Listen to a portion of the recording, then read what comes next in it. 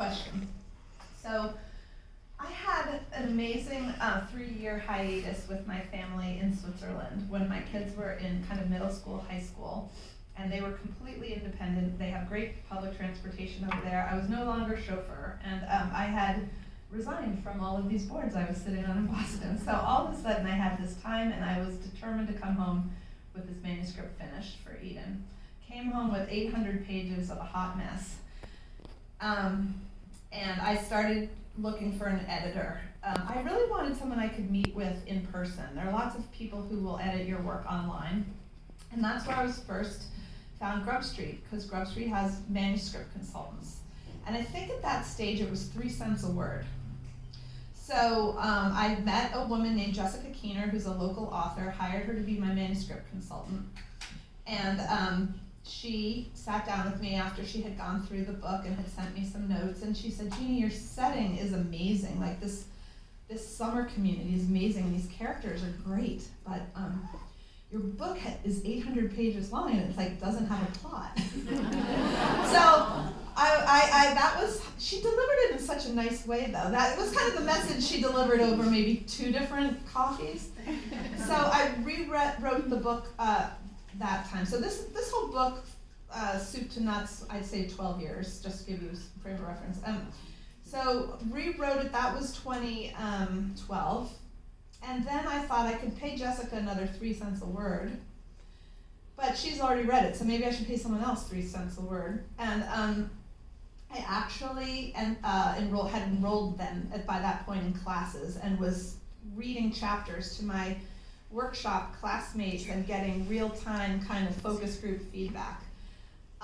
Met an editor in a one-day workshop named Mary Carol Moore. She is amazing. Anybody interested in finding a great editor, Mary Carol Moore. She calls herself the book doctor. So it was a big developmental edit. That developmental editor is someone who looks at your work and is like not going to be correcting small things, is really looking at the arc of this novel and whether it's working or not, and whether things are in the right places, or if it's too heavy, or if it drags, blah, blah, blah. So she was wonderful. I think it was maybe several months later I found my agent who liked the book but had a few reservations and showed it to a publisher who recommended another editor. So this is now Annie Tucker out in San Francisco who gets the book. And I was a little worried Annie wasn't going to get it. It's this story about Rhode Island. Turns out Annie grew up on Lewisburg Square and went to Milton. So I was like, okay, you're going to get it. So she reads the book, and I work with her for another year. So I'm probably leaving a few people out, but I would say Jessica Keener, Mary Carol Moore, and Annie Tucker, those 3 were the people I needed at the time the book was at the stage it was. And by the time I was done with Annie, my agent was like, I could sell this anywhere now. What do you, and I'm like, I just want this book out in the world. And so I pulled the trigger on She Writes Press because I could control the timeline. I knew I would sign my contract with them and the book would be out in a year. I would get a lot of say over the cover design. When you sell your book traditionally, you sell all your rights. You can't do an audiobook or sell the film rights. The traditional publisher owns that, and they can decide not to publish it, and then you don't own it anymore. So, long answer, but any other questions? In the back? I actually have 2 questions. So the first one is, have you always felt like you were a writer? Like, was that always in you, or did that come over time? You want to ask me the second question at the same time? So the second one is, was there any point, and you may have touched on this earlier, but I missed, was there any point that you felt kind of insurmountable, really discouraged, and you sort of felt like that was the inflection to go forward? Okay, so the 2 questions are, have I always considered myself a writer? And did I always know I wanted to write? And the second was, at any point in time, did I feel like this was an insurmountable challenge, and was I extremely discouraged? So the first, the answer to the first question is that I've always had a very rich imagination. I'm an only child. I've spent a lot of time by myself playing make-believe as a little kid. I had imaginary friends until like I was in elementary school. This is scary. I made up a whole world that I lived in. And so I think fiction is really great for me because I still get to hang out with make-believe people. But I was the little kid who wrote short stories. I used to write stories with my friends when we played together. We would write those kind of stories where I'd write something that happened and then she'd write something that happened, and then we'd kind of trade the stories back and forth. When I was taking those classes at the extension school in journalism and different modes of writing, I don't think I was producing great work, but I did like to try to process my experience with the written word. And I have kept a journal for a lot of my life. A lot of my journaling came from periods of being extremely confused and upset and angry and trying to process. I'm the child of an alcoholic mother and kind of a narcissistic father, and so there was a lot of processing I did. I did not ever attend therapy, so I'm really glad I had something to try to help me understand the world. It was that gig at Harvard Business School, though, where I was like, I actually really like this. I can do this and still be around my kids. I can fit this into the fringes somehow. And I knew I wanted to primarily be home with my kids. So, but again, that was probably 20 years before a book came out. I started taking classes at Cambridge, at the Cambridge School for Adult Education with a woman named Mopsy Kennedy, who wrote for the Globe for many years. It was an amazing class where we wrote from our personal experience. And everyone in the class, as soon as registration was open for the next term, we all went and signed up again. So it was like nobody new could ever get into the class unless somebody got sick or went on a long vacation. And as a result, I had 5 years worth of these personal narratives, all writing about my mother. And nobody wants to read about me and my mother. That is the most boring thing ever. But what happened when I went back and culled through that work is I realized I am so obsessed with mother-daughter relationships. I am so obsessed with it. I could write 20 books about a mother and a daughter in a room, and what's not said. And that's why the woman who first read my manuscript was like, there's no plot. But I was like, but it's so rich with anger and misunderstanding. This is what the world is about. And anyway, so I guess it evolved that I found that I could express myself and kind of paint a picture of my human experience this way. And maybe I could have done it through painting, or I don't know, but I just do like to write. You know what it is? I love to read. You'll read a great book and you're like, God, I wonder if I could do that. Or I wonder if I could, if I could do what this book is doing to me, if I could do that. And so that was a feeling I had. Did it ever get insurmountable? Of course. It took me 12 freaking years. That book was in a drawer, and then I started another book. Until my smart-ass kids were like, Mom, what's about your book? Did you start a book? Why'd you finish a book?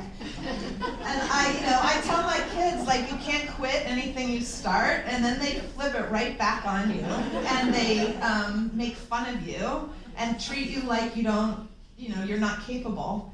And so I think I did decide a lot of what I was doing is I should never have told them. And then it was I'm gonna actually finish this. I don't know what's gonna happen, but I am gonna finish this to kind of prove a point. And so it was actually it happened at a good time in my life. We came back from the Swiss hiatus, and then they were kind of all off at their schools, and I had space in my brain. I think you're at some points as a woman and a mother, and you're like, I don't even have space in my frigging brain. She's even just home for 2 days now, and I feel like between the virus and her school, my brain's gone. Forget it. But there's something about having the space in your brain, and if you don't feel like you have it right now, this too shall pass. Just hang on, take classes. This too shall pass. You will at one point find space in your brain again. And don't define it as loneliness. Define it as this exciting space in your brain, and take advantage of it. So yes, complete complete rejection and discouragement, like every other minute.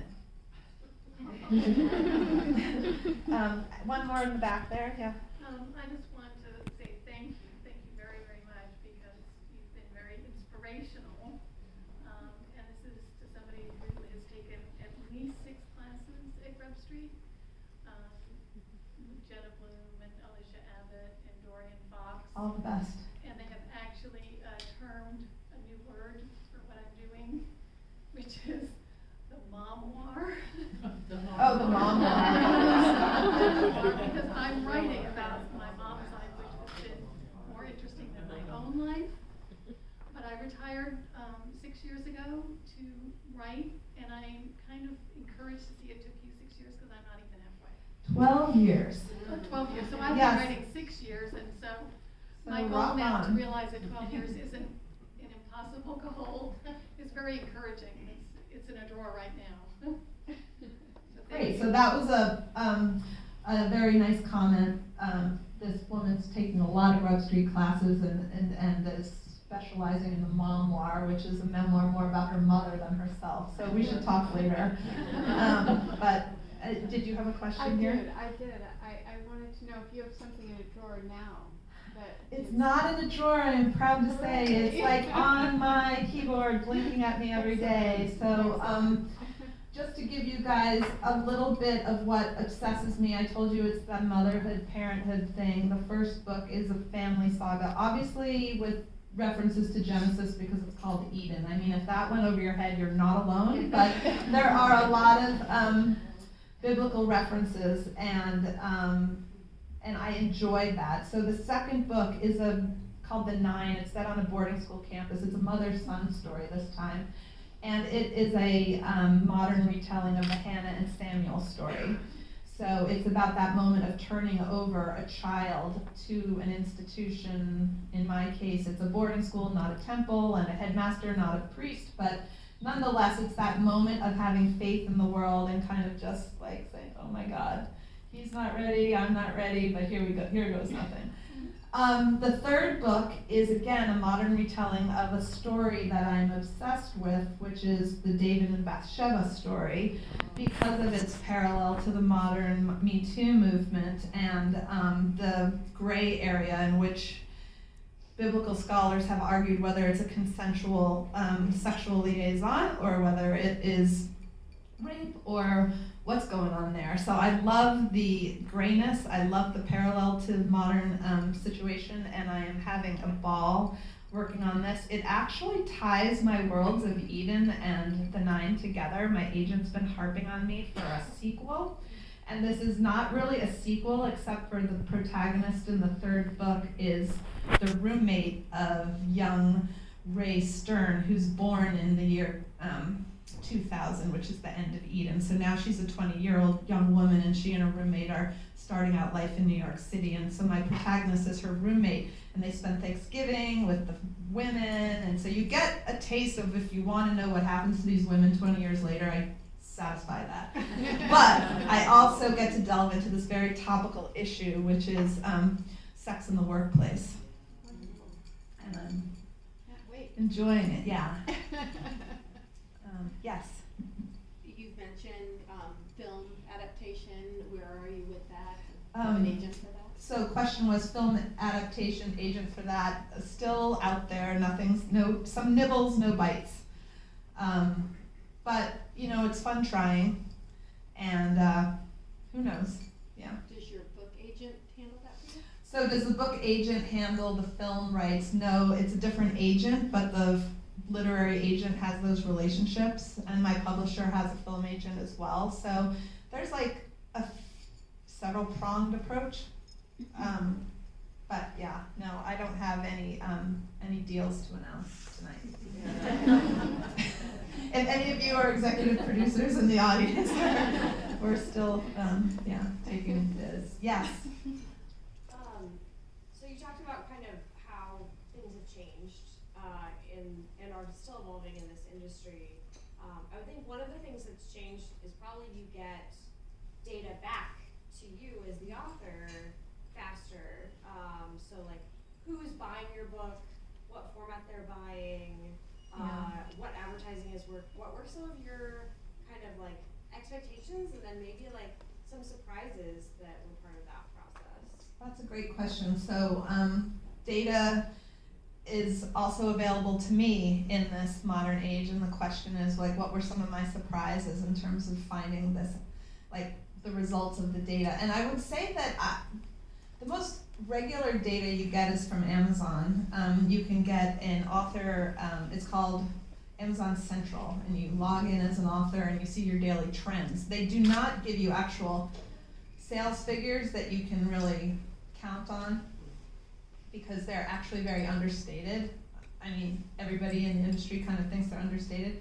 I think that if you're in the industry, there's a POS system that like people can tap into, but as an author, I can't really tap into the point of sale system and see that. But the trends on Amazon are actually fairly accurate. And so if you run an ad or you run a promotion, you can check out whether you're seeing a spike that day or not, and which is pretty cool if you're a data-driven person and want to see if your $20 boosting a post is doing anything. So what's the most surprising thing? Well, I guess, you know, my bread and butter with Eden is female readers between 30 and 80. And maybe even if you want to drill in more specifically, I really do like 65 to 75. Like that's my sweet spot with that book. My agent was concerned that the 9 wasn't hitting that target, and the beauty of being kind of me and indie, I'm like, okay, well, we'll see if we can broaden my readership, because the 9 appeals to a much younger audience and an equally male versus female audience. But I guess I've found that women are bigger readers and buy a lot of books. So you know, if you start to get a list and a platform, gosh, it's been successful to just drill in that bread and butter. And even though I want to appeal to a wider group, maybe the fact that I had success with Eden early on with older female kind of book club readers of women's fiction. It's a good category to be in, but it's also like I don't know. It's a good category to be in, and it's hard to kind of straddle two categories, is what I'm learning. The 9's doing great, but male readers and young male readers are just never going to buy as many books or read as many books. They listen a lot of audio, but yeah, just different. Should we, any